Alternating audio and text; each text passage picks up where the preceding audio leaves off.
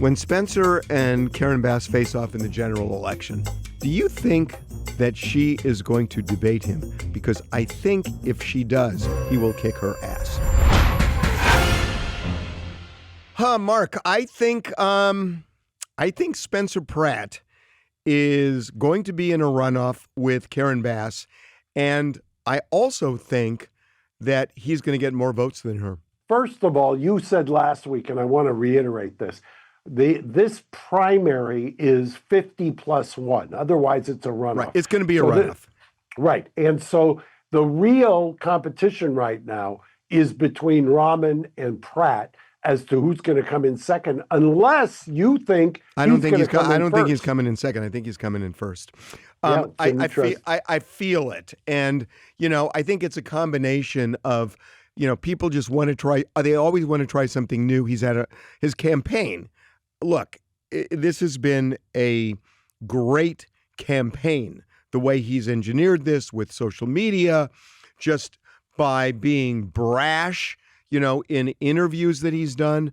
I think that has really worked. And also, I think there is so much displeasure with Karen Bass.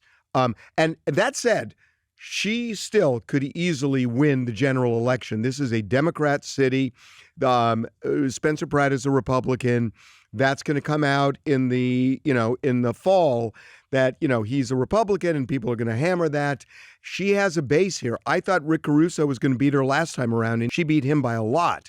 So, it's an uphill battle. It's an uphill battle for him. But I do think in the primary, he's going to get more votes than her. So I had just shown you, if Branson puts it up, I want to show you something. Yeah, you just showed me your magazine. Yeah, the magazine cover. And for everybody who doesn't know, Mark's a mogul. He owns LA Magazine. So you will see there that magazine obviously went to print prior to this latest surge by Spencer Pratt, which, to your point, has been in the last, week to 10 days. And that is an AI-designed cover. You'll see that Karen Bass is not there, and there is the Ghana flag behind them and the hills on fire. And a couple of snarky people have said, is that really Rahman? And it looks like Spencer's lost a pound or two. But the interesting thing about this is 10 days ago, that looked to be the real race. You know what I mean? Between the numbers 2 and 3, who was going to come in second and get in? It's not anymore. I think I think Karen Bass is going to come in second. I really do. I think Spencer is going to get more votes than her. And it's, again, combination between displeasure with her and the fact that he's run a good campaign. But to your point, the AI memes have really talked to any political strategist who knows what they're doing. You've had traditionally this huge, in a post-Citizens United world, huge amounts of money going into PACs and other kinds of things. This has really, in a lot of ways, been a kind of a insurgent campaign using AI and memes and those kinds of quirky ads that have worked tremendously they go viral repeatedly, and you can't even spend the amount of money that they are getting in terms of the results. Well, not just that, he's not even producing them. There are just people on the outside doing it. Can I tell you something that's happened to me and to TMZ with this race that I find just really interesting? Please. So I wonder if it's what I'm going to think. Let's see.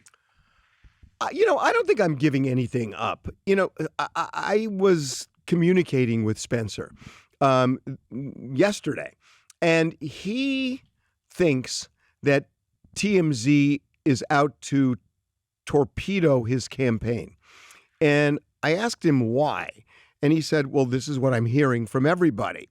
And I said, you got to be kidding me, right? I said, I did a Two Angry Men podcast, which you remember 2 weeks ago, where I all but endorsed him. And correct. And I swore I wasn't going to say, by the way, that'll be the new drinking game. For those who don't know, Harvey and I had a robust discussion of where the line was. And the line was certainly not taking out Spencer Pratt. The line was certainly not diminishing Spencer Pratt at all. So let me tell you what happened here. And so Spencer said, look, this is what I'm hearing from, everybody I'm talking to. The TMZ is trying to take my campaign down. And I said, Spencer, I've actually been on the air on our shows this week talking about one of the people you plan on bringing in if you're elected. And I actually called that person to make sure this person was actually supporting you and would work for you. And he told me yes. And I told everybody, this is a really solid, serious person that he's bringing in. He's a good person. So, and I said, can I be supportive of that? I didn't send this to Branson, who is your producer extraordinaire, but there is now, and I watched it last night, Spencer sits down at a table and he goes through a point by point, I want to say it's 11-minute analysis of what he would do on homelessness. Right. And it is, it's almost as if I was talking to Dr. Drew or an addiction specialist or somebody in the criminal justice system who understands the issues. He does some of the best 11 minutes on the homelessness problem. Yeah, no, I've heard it, and I want to get into it, but I just want to kind of wrap this up. Okay, and so I was actually amplifying your point. But this kind of goes somewhere. And I said to him, I said, look, there have been times I've disagreed with you. I disagree with you on your campaign ad because I believe you were telling people you lived in that trailer and you didn't. And I'm going to be honest about it. And, we did a story that you're going to do a reality show if you win. And that wasn't positive or negative. It was just true. And so, and he said, again, he said, look, I'm just telling you what people are telling me. And I think it's true. And I think Spencer's right that people are telling him that. And what's happened in America, I don't think it's just this race. It's every race. It's America that right now you have to be 100% for somebody or you're the enemy. And that's the way people look at it. That's what Donald Trump did to Massey. Massey voted for him 93% of the time. But you vote against me, you're an enemy. And I'll tell you, I'm going to tell you guys a little secret. I've had this problem with the Kardashians. You could do you could do 10 stories that are positive, and you do one story that isn't, and they go nuts. And, it's like you're for me or you're against me. And God forbid that there are shades in between where you could generally like somebody but disagree with them on certain things. And I've just decided, I decided a long time ago, screw it. We're just going to be honest. And if, people are so scared of social media right now, because I know I'm just getting trashed on social media. And I don't look at it. People tell me in the office that they're just trashing me on social media because I've broken with Spencer on a couple of things. And I don't care. I mean, I think people are so scared of social media right now that they can't be honest anymore. And I think we are now in a country where it's you're 100 or you're 0. There's nothing in between. And whichever side you're on, you ride or die with that side. And if you don't, you're a traitor. And I think that's what's going on in this race and everywhere in America right now. And it sucks. I don't disagree. And in fact, I was going to flesh that out to a point. One of the ads that Pratt has put out there, and I don't know if he did it or somebody else, are 3 fathers, I think. And I say fathers because I think that's reference at a barbecue. So I'm not MAGA, but I'm not MAGA, but. And it's this kind of apologetic way. The cover you just showed of LA Magazine, I have been pilloried in my bubble or social circle because Karen Bass is not on there. I've been called a racist. I've been called this or that. And I said, you're missing the point. Do you look at that stuff? What? Yo, I do. Because, yeah, you do. You look. I know you do. Actually, I do. You know that. Yeah. And I look at it for a reason because I think it tells you. Tells you my what? Father used to say. Tells you what? Tells you what? I was a sociology major in college. Oh, what a my father used phony to say major! Phony major. Exactly. My father used to say that, and a nickel would get you a cup of coffee. Exactly. So you know how old it was. But the interesting thing is, to your point, the prism through which people look at something, it almost becomes a Rorschach test. It becomes a mirror of what they want to see or they don't want to see. No, but you're looking at 1,000 people who live online, and they are, extreme on either side, and it doesn't represent most people. It just doesn't. I'm telling you, Mark. By the way, I've had this argument with you when you do a TMZ online poll, and I said that's the most skewed poll you've ever seen, right? Although it often aligns, especially when it comes to Trump. Speaking of Trump, what about what Donald Trump did? Because Spencer's team disagrees. We said it was an endorsement, and I believe it was an endorsement. And by the way, we said it last week. Drinking game, take a shot. We said it last week. Yeah, you did, by the way. Yes. We said it last week. Yep. And you had heard it. I had heard it. As I said then, 1 degree of separation. And sure enough, within hours, he did it, which is exactly what we were told. He does not want that. And, Donald Trump just said, I think I've heard that he's MAGA. He wants to stay so far clear of that, and it's going to hurt him in L.A. I mean, well, do you remember when Rahman in the debate said he's a MAGA Republican? Right. And he did that with a great little comment. And that's also, you read my mind on this point. There is a significant people who I'm extremely close to, some of the closest friends in the world, who have pushed back on me because this idea, if you're not with Karen Bass or Rahman, if you're not kind of on that team, you've betrayed. You're somehow a traitor. It's treasonous to not, if you're not on the team. If you try to discuss the exact problems, you and I went through a litany of them last week. I just went through what I call fentanyl alley before I came upstairs here to do this. There's a guy shooting up as we speak in the alley, actually using a needle to shoot up. I walked by less than 40 minutes ago. Yeah. And that is, I will tell you, 10 years ago, it would have been unheard of. Jim McDonnell, who was then the sheriff, had sheriff's cars in that alley, and they would have never allowed that. When somebody was walking with a red cup of alcohol, they would arrest them. Now, we're in a situation where people are passing out needles as if enabling people who are in the throes of mental health and drug addiction. That solves their problem. That experiment has failed. People recognize that. I think that Spencer Pratt will overperform in the primary. But to your point, and Rick Caruso last time, I'm not so sure LA's ready to shirk all of this. I know, but then the question is what? And I'll tell you one thing, Spencer Pratt, I'm kind of surprised he did not pick up on this. We got Gavin Newsom in Washington, D.C. this week. And my guy in D.C. asked him about a conversation I actually had with Newsom, that I know this brilliant architect named Dan Brunn.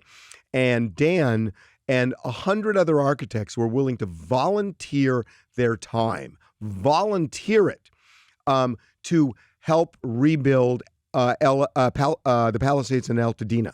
And Newsom, when I talked to him, because I wanted him to know about this, he loved it. And he got his people involved. His people got in touch with Dan. They were all on board. And I talked to Dan a couple of weeks ago, and he told me it died in the city. And what happened was the zoning commission for the city of Los Angeles was saying, no, we need architectural plans for each individual lot. And they had and it died. And my guy in DC told Newsom this, that it had died in the city. And Newsom was surprised. And apparently Newsom's team got back in touch with Dan. I don't know whether it's going to go anywhere, but what an example of a failure in Los Angeles that 100 architects are willing not just to give time for free, but they have a whole master plan of how to rebuild and to rebuild it in a cost-effective way. And it got shut down by the city of Los Angeles, which is just unbelievable. He should have jumped on that. So I mentioned this, I think, once before, but I would build it out right now to your point. Adam Carolla, who was living in Malibu at the time, I believe, of the fires, had chronicled in real time almost 18 months ago the fact that wait and see what happens when people try to get permits. All of the people who are kind of traditionally in lockstep in their thinking are going to get a rude awakening. And I think I think the fires and the response to the fires, and I know sitting here in a firehouse where I pay a lot of attention to the fire department, I just think that was an inflection You should point. explain. Mark, literally, his office is in a firehouse that he bought. Right. It's the I've been here for 20 years in downtown LA. It's Company very, 28. very cool.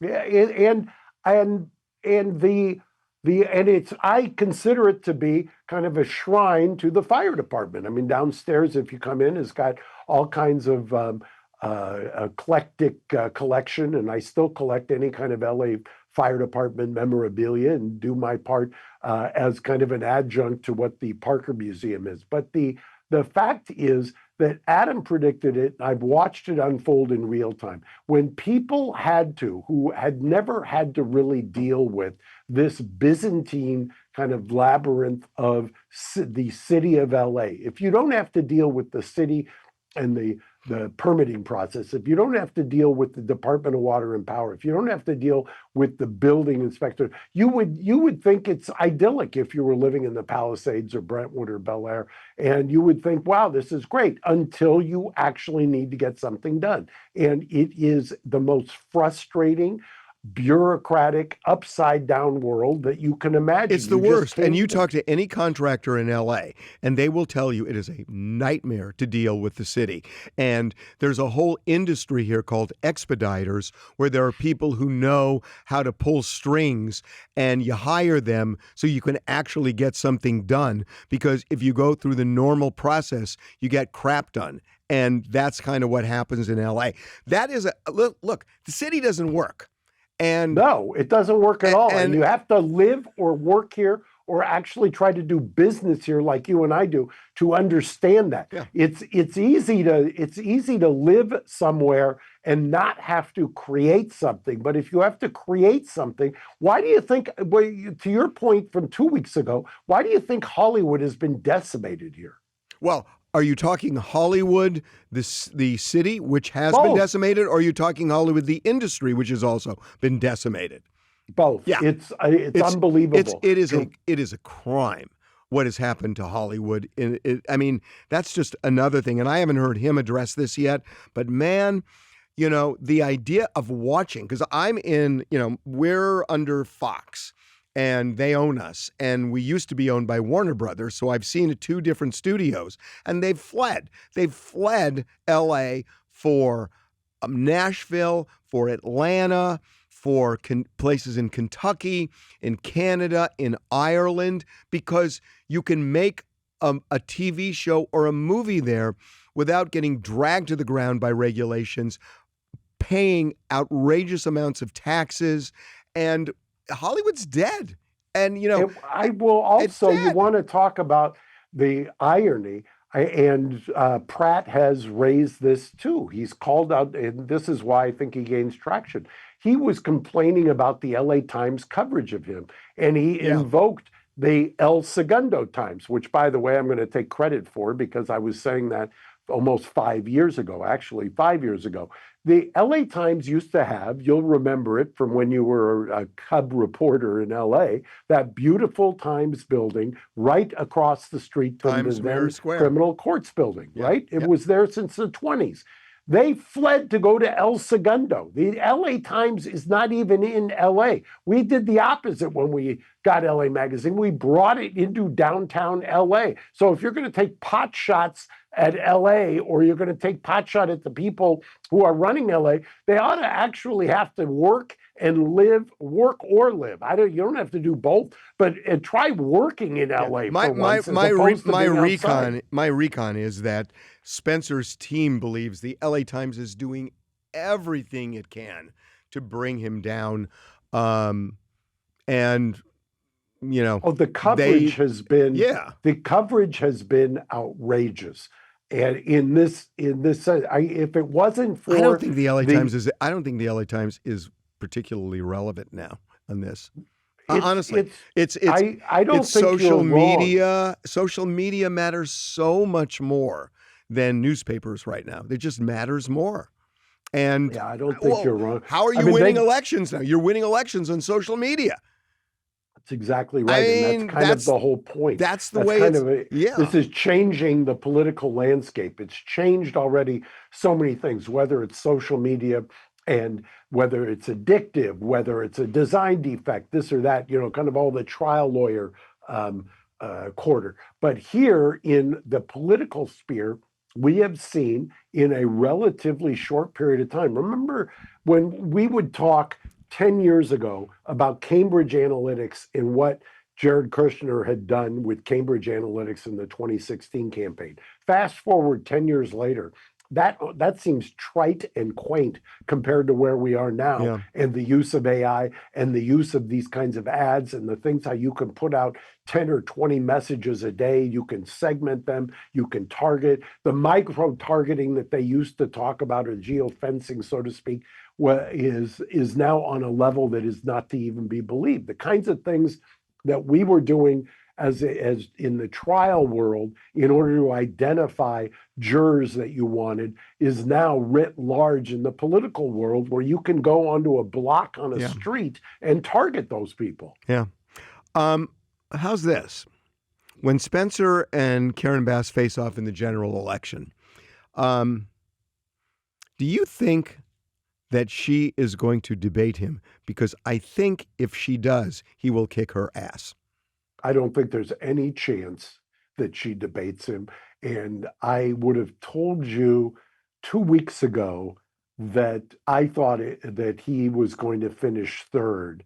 The fact that you're discussing or handicapping now that he finishes first out of three. Oh, I absolutely is absolutely amazing. But what people don't understand about LA is the block or the kind of ceiling that you've got that he has to break through. The only way I think that he can do that is if she does debate him. And she would debate him. Some of her interviews. Did you watch that other debate? Oh yes. Yes. It was she is not good at this, because it's really hard to say, who are you going to believe, me or your lying eyes?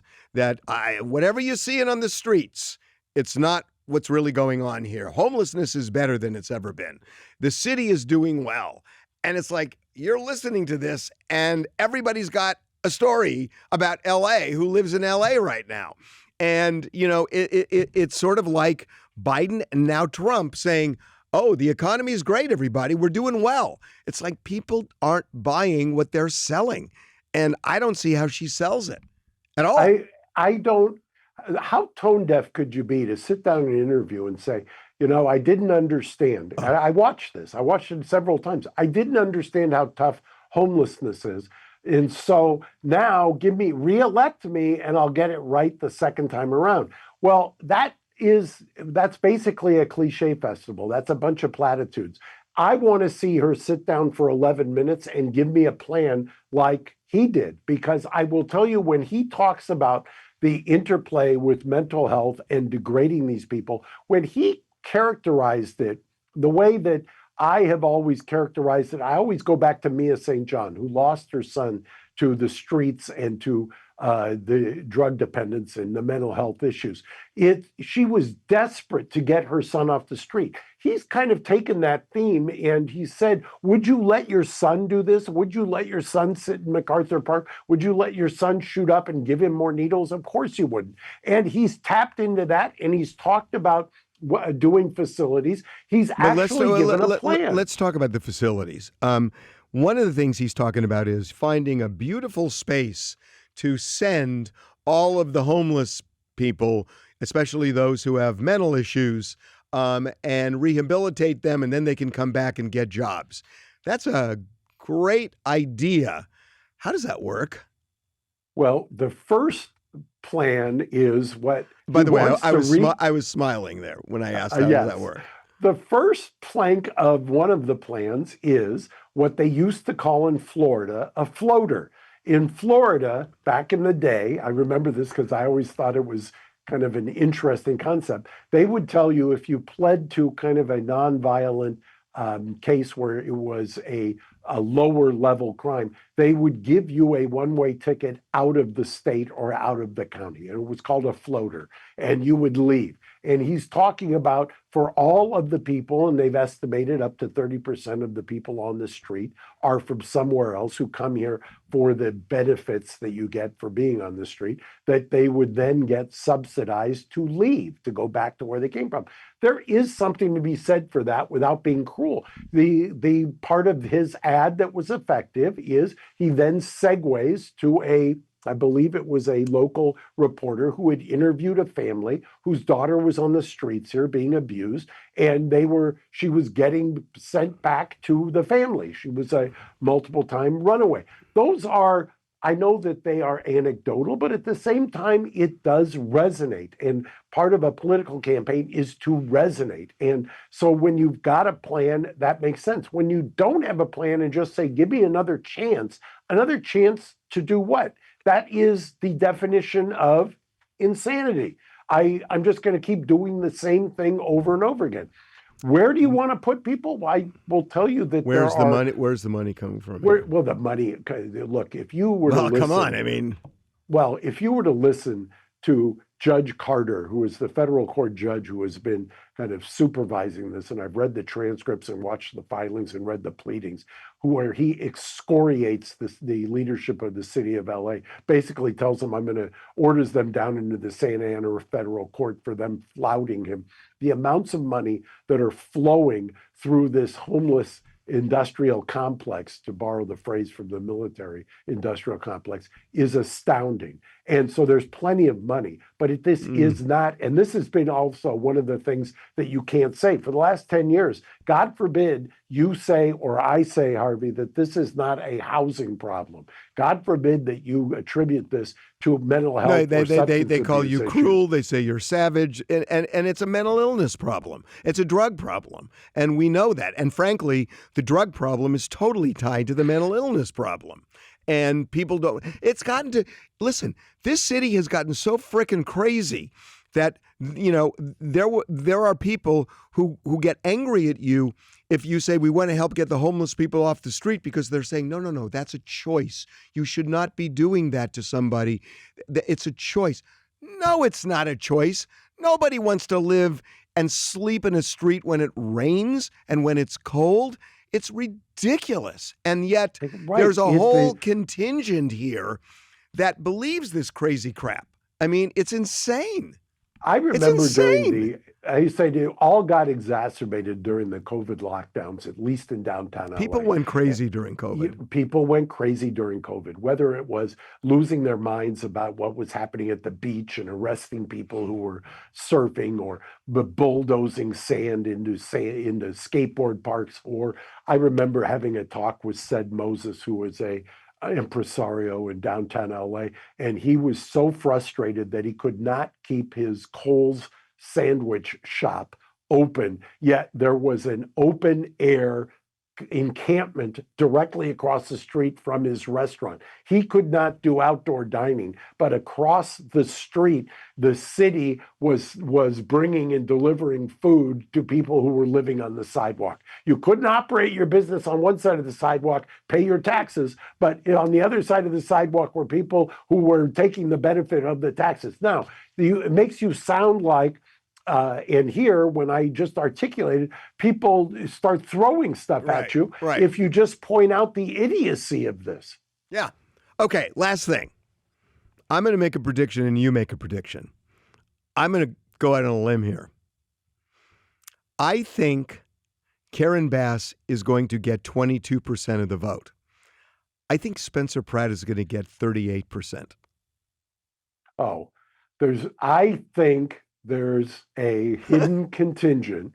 This is you and I are both old enough to remember the Bradley effect. George Deukmejian, son of Armenian genocide, who ran for governor of California many years ago, and Bradley went into that election. That's Tom Bradley, mayor of Los Angeles. Tom Bradley, mayor of Los Angeles. Speaking of mayors, he was 5 points ahead in the polls. He was African American, and he lost that election because nobody wanted to admit they were going to vote for George Duke Mason just because. Okay, so what's the percent?